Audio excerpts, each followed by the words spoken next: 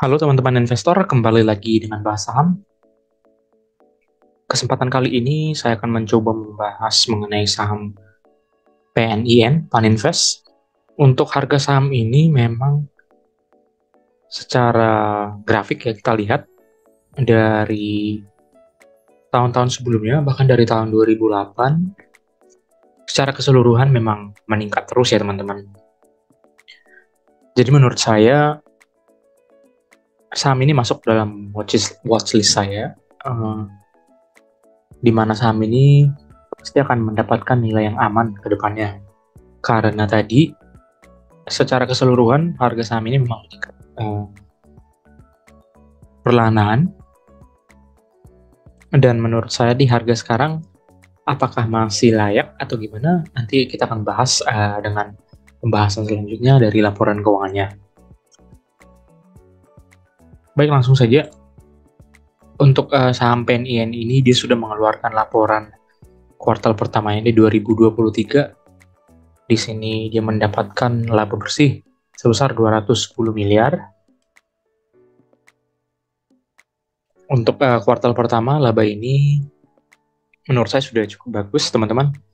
Karena di kuartal ketiga, kedua, dan keempat nanti kita tidak tahu apakah akan mengalami peningkatan atau mungkin mengalami penurunan. Nah, secara kuartal-kuartal, dibandingkan dengan kuartal pertama 2022, laba ini memang mengalami penurunan, teman-teman. Kemudian dari sisi ekuitas, sampai dengan kuartal pertama 2023, dia sudah mencatatkan kenaikan ekuitas 1%, dari sebelumnya mencapai 20,46 triliun, sekarang sudah mencapai 20,69, yang menurut saya cukup bagus, di mana ekuitasnya meningkat. Sebagai tambahan informasi, untuk rata-rata kenaikan ekuitas dari si emiten ini juga bisa dikatakan cukup menarik, karena sampai dengan tahun 2022, data yang saya tarik ini dari tahun 2019 sampai dengan 2022, dia mampu mencatatkan kenaikan ekuitas itu rata-rata 8% per tahunnya. Ini merupakan angka yang menurut saya cukup menarik, teman-teman. Kemudian dari sisi EPS-nya, apabila disetahunkan, dia memang mengalami penurunan. Tetapi untuk EPS ini menurut saya udah cukup bagus dari kuartal pertama saja, teman-teman. Yang artinya dia tetap menghasilkan laba bersih. Nah, untuk saham beredarnya, untuk saham ini tetap dipertahankan sama dari tahun-tahun sebelumnya, dari 2018. Kemudian untuk jumlah utangnya menurun. Ini juga merupakan hal yang sangat menarik menurut saya. Yang pertama, penurunan piutangnya itu cukup signifikan, teman-teman, dari tahun ke tahun, di mana dia dari tahun 2019 memang ada peningkatan sedikit di tahun 2020, tapi dari tahun 2020 sampai dengan 2022, bahkan di kuartal pertama saja dia sudah menurun sebesar 1 triliun, teman-teman, dari 4,138 menjadi 4,071. Nah, apabila kita bandingkan kembali dengan ekuitasnya, nilai utang ini cukup kecil, teman-teman, sehingga memang nilai utang dibandingkan dengan aset bersih itu cukup rendah, yaitu 0,2. Ini merupakan hal yang sangat menarik ya, teman-teman, karena utang yang sangat kecil itu berarti si perusahaan ini memiliki banyak kesempatan untuk berekspansi atau untuk mengembangkan bisnisnya. Walaupun kita tahu memang Paninvest ini merupakan perusahaan yang bergerak di bidang atau di bagian investasi seperti itu, teman-teman. Kemudian untuk posisi kasnya juga ini cukup bagus ya, teman-teman. Dia memiliki kas sebesar 4,1 triliun. Nah, dengan kasnya sendiri saja, dia sudah bisa melunasi seluruh utangnya. Nah, ini poin yang menurut saya hal yang menarik berikutnya. Dia memiliki kas mencapai 4,1 triliun, sementara utangnya hanya mencapai 4,07 triliun. Dengan menggunakan kasnya saja, dia sudah mampu menutup utangnya. Nah, ini merupakan hal yang sangat safety menurut saya, teman-teman.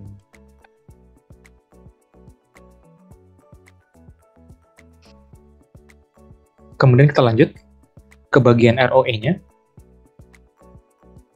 Untuk ROE-nya disetahunkan itu mencapai 4,06. Nah, memang angka ini sudah cukup jauh tertinggal ya, teman-teman, dari tahun-tahun sebelumnya. Tetapi kita tidak tahu nanti di kuartal kedua, ketiga, dan keempat bisa jadi ada penambahan laba bersih yang cukup pesat, sehingga otomatis nanti rata-rata ROE ini akan berubah, atau jumlah ROE-nya di akhir tahun 2023 akan mungkin meningkat atau bahkan menyamai tahun 2022.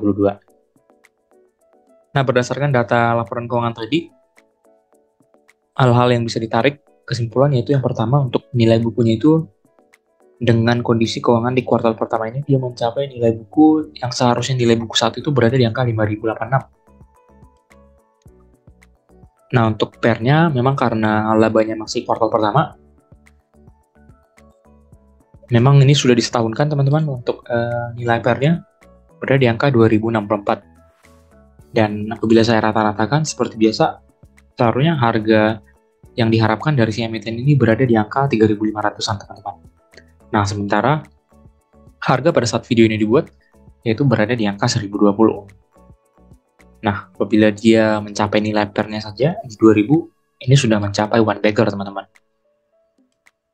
Nah, dari data-data keuangan tadi juga, nilai PBV si emiten ini cukup rendah teman-teman, 0,2, dan nilai PER-nya itu juga cukup rendah, 4,9. Nah, nilai MOS-nya, margin of safety-nya berada di angka 71, yang artinya ini sangat rendah kan risiko ya teman-teman. Nah, memang terlihat dari pergerakan sahamnya tadi, dari rentang waktu 2008 saja sampai dengan 2023 itu, sahamnya bergeraknya tidak liar ya teman-teman. Dia hanya berada di angka range 500 sampai dengan 1000. Tetapi yang jelas, angka ini mengalami peningkatan teman-teman, walaupun memang kita lihat secara perlahan-lahan. Yang artinya, dia layak mendapatkan nilai MOS atau margin of safety-nya tadi berada di angka 71, karena memang risikonya bisa dilihat memang cukup rendah teman-teman. Harga sahamnya tidak bergerak secara liar, tidak menurun drastis ataupun meningkat drastis, tapi dia pelan-pelan memiliki range waktu yang cukup lama untuk mengalami peningkatan. Sehingga saya katakan ini saham yang menurut saya risikonya cukup rendah. Memang terlihat dari nilai MOS-nya yang cukup tinggi ya teman-teman.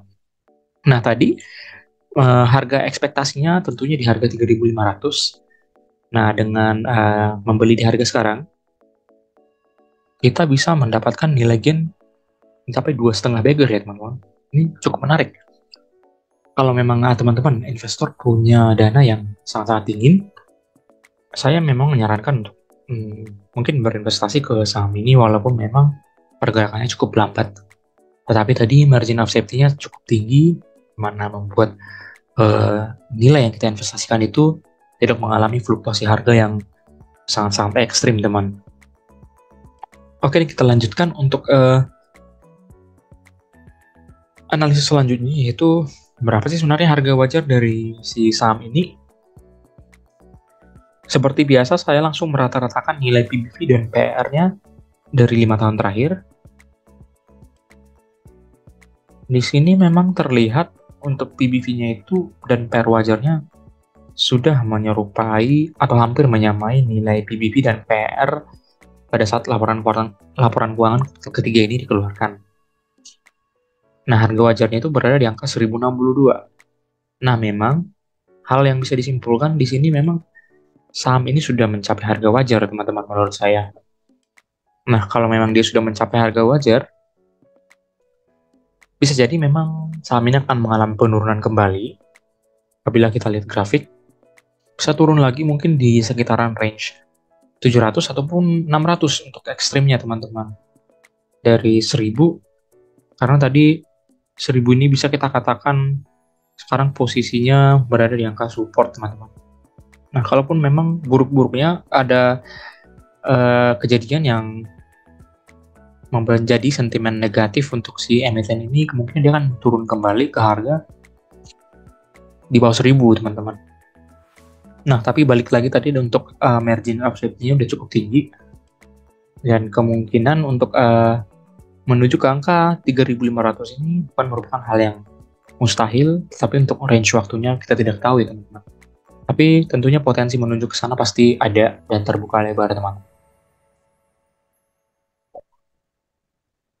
Secara umum, dari ekuitasnya ini memang mengalami peningkatan seperti yang saya jelaskan tadi. Dan untuk utangnya juga cukup menarik menurut saya teman-teman, mengalami penurunan secara drastis dari tahun 2022. Bahkan di 2023 dia sudah cukup drastis walaupun masih berada di kuartal pertama teman-teman. Nah, untuk laba bersihnya memang menurun. Bisa dikatakan di sini cukup jauh memang penurunannya teman-teman, tapi ini kan masih kuartal pertama. Nanti harapannya di kuartal kedua setidaknya emiten ini menghasilkan laba juga untuk mendongkrak kenaikan laba bersihnya. Untuk DER-nya sebanding dengan jumlah utangnya tadi mengalami penurunan juga. Dan untuk penambahan kasnya memang negatif ya teman-teman. Tapi kita belum tahu nanti setelah update kuartal kedua dan seterusnya apakah sahamnya mencatatkan kinerja yang positif. Dan untuk kas pada akhir tahunnya ini juga hal yang menarik menurut saya, sudah mencapai angka 4 triliun ya teman-teman. Sementara tadi utangnya itu, total utangnya itu hanya mencapai angka di bawah jumlah angka kasnya. Ini menurut saya sangat fantastis teman-teman. Sekarang tinggal perusahaannya apakah bisa meningkatkan kinerja atau performance-nya untuk mendapatkan nilai laba yang melebihi laba-laba tahun sebelumnya.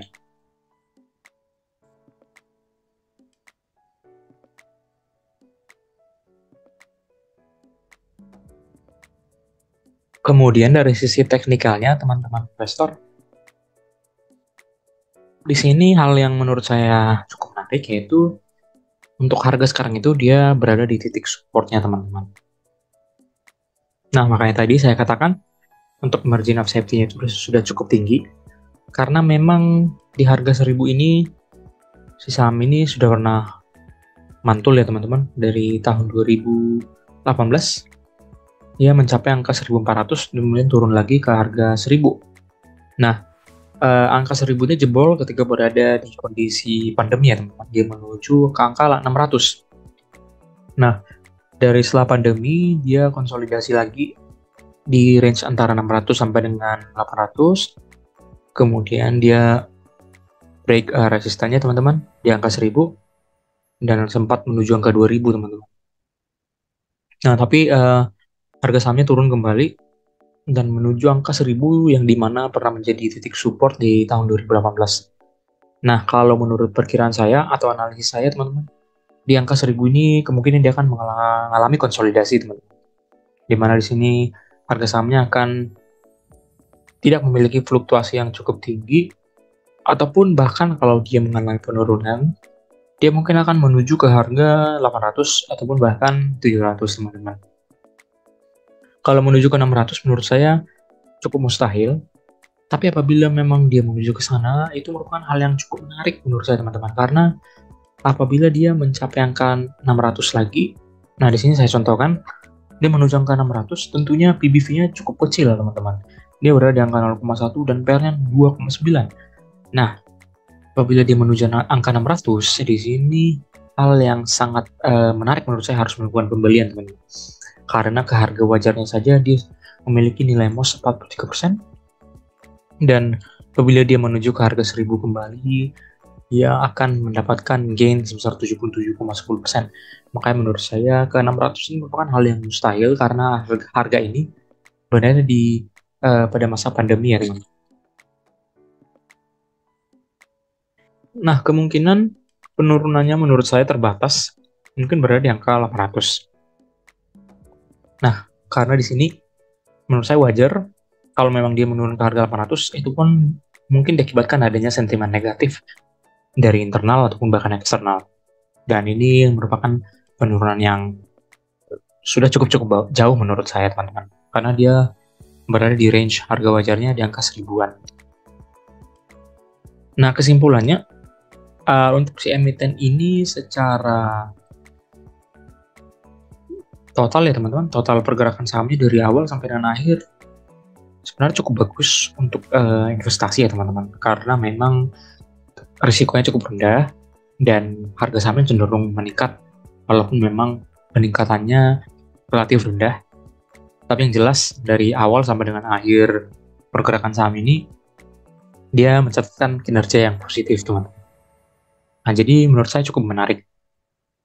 Nah kabar baiknya lagi untuk dana pensiun Panin, karyawan Panin dimasukkan ke dalam saham ini juga. Nah, di sini kita bisa melihat newsnya, dana pensiun karyawan Bank Panin dimasukkan ke dalam saham PNIN ini, yaitu sebanyak 7,11%. Tentunya menurut saya, keputusan manajemen untuk memasukkan dana investasinya ke saham ini karena tadi saya katakan untuk risikonya relatif rendah, dan untuk jangka panjang harga sahamnya relatif meningkat, teman-teman. Nah, itu alasan yang menurut saya cukup menarik juga mengapa saya tadi menyarankan untuk masuk ke saham ini, yaitu yang memang memiliki niat untuk investasi long term, teman-teman. Karena secara jangka panjang saham ini mengalami peningkatan, dan tentunya sekarang dengan harga sekarang itu masih berada di harga wajar. Nah, tadi setidaknya harga saham ini menuju ke harga 2000 saja kita sudah mendapatkan main breaker, teman-teman. Nah, oleh karena itu tadi saya katakan untuk long term saya sarankan saham ini karena cukup bagus dan tentunya risikonya juga cukup rendah. Mungkin sekian teman-teman pembahasan saya mengenai saham PNIN. Apabila teman-teman investor ada komentar berbeda atau pendapat berbeda, boleh komen di kolom komentar.